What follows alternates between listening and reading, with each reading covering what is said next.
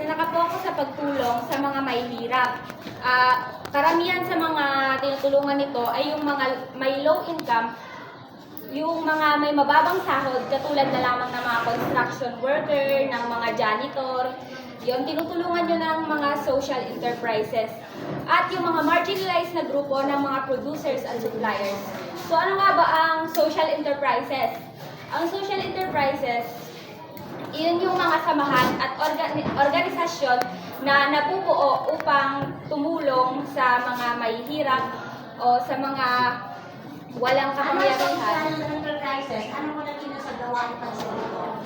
Yun po yung mga organisasyon at samahan na tumutulong po. Lagay mo dyan. Mga, alisin mo muna kasi number 2. Organisasyon. Social enterprises. Mga Yung enterprises, halimbawa ng number 1. Correct? Apo, Apo. ma'am. Lagay mo yan dyan, iaraw mo. Kasi parang nasa number 2 siya eh. Yan, mga halimbawa, ready mo. Ako lang tanong, hindi ka nila masasagot. Tingnan mo, ililipat nila sa number 2 yan. Okay. So, yung halimbawa na mga pansibiko sa kabuhayan, yung mga organisasyon o tulong para sa kabuhayan. Halimbawa, yung social enterprises. Nandiyan ba yung tinatawag natin kooperatiba sa social enterprise, sa gawain ng sibiko sa kabuhayan, ha? Okay. Ma'am, parang may tinatawag, ma'am. Go. Sige rin, di ba? So ayun, Long, sa financial na aspekto, ayon sa British Council, sa pag-aaral na inilabas ng British Council at ng Philippine Social Enterprise Network, mayroong 164,473 na mga social enterprises na active sa bansa. Kung saan ang pangunahing layunin nila is lumikha ng trabaho, mapababa ang antas ng kahirapan, at mapabuti at mapalakas ang mga lokal na marginalized na mga pamayanan. Ang social enterprises ay kinabibilangan ng mga kooperatiba. Yung mga kooperatiba, yun yung mga nabubuong samahan upang magtulong-tulong sila na makagawa ng negosyo. Tapos yung kita nila na makukuha, parang pinaghati-hatian nila.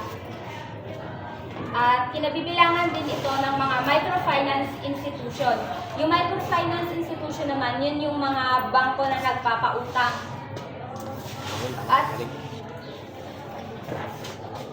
At kinabibilangan din ito ng iba't ibang grupo ng mga inisyatiba gaya ng mga Fair Trade Organization Network. So ang Fair Trade Organization Network, yun yung tumutulong sa mga magsasaka, yung mga nakikipagpalitan upang magkaroon ng patas na pakikipagpalitan at hindi malugi yung mga, halimbawa yung mga magsasaka, mga mangingisda. Kinabibilangan din ito ng mga social enterprises na pinasimulan ng NGOs. So yung NGOs naman, yun yung mga non-governmental organization. Ano Yun ba yung mga halimbawa nito? at organisasyon na hindi sila nakapailalim sa pamahalaan. At kinabibilangan din ito ng mga maliliit na negosyong may malinaw na adhikain.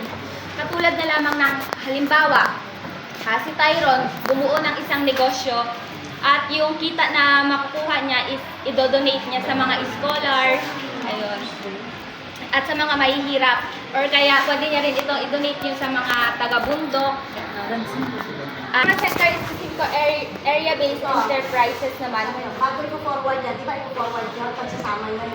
Yung isang business lang sila, pero may iba-iba silang produkto. Nagans nyo ba? Nagans nyo? Opo. Yes. Apo. So ayun, sinasabi ko pa kanina yung ang layunin lang talaga ng mga social enterprises is tumulong sa mga mahihirap na magsasaka, mangingisda, mga katutubong pamayanan, mga maralitang tagalunsod at mga kababayan nating may kapansanan.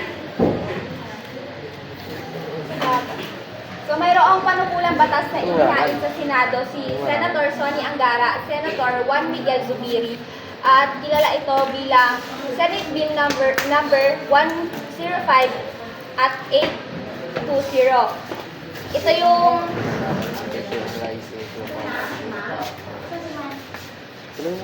Ito yung batas na an act. Okay. O, tinan nyo ha.